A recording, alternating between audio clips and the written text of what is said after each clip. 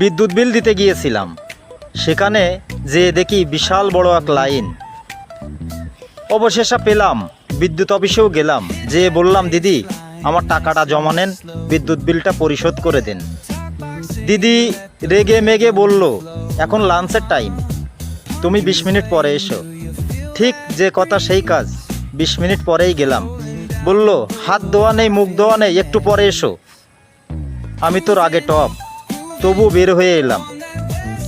আবার 20 মিনিট পরে গেলাম, দিদিকে বললাম দিদি আমার বিদ্যুৎ বিলটা নেন। বলল 4 টাকা ভাঙতি আছে। আমি বললাম না।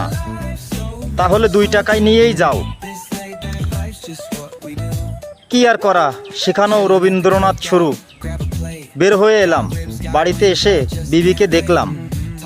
বিবি বলল তুমি কারেন্টের বিল দিতে গিয়েছিলে নাকি কারেন্টের তার পাল্টাতে গিয়েছিলে? সেখানেও ছায়াছবি শুরু। তাহলে বলুন কে কার রাগ দেখে এই জগৎ সংসারে? সংসার মাত্রই সবাই সবাইকে এভাবেই চলতে হয়, কোনো কিছু করার নাই। এটাই হলো জগৎ সংসার।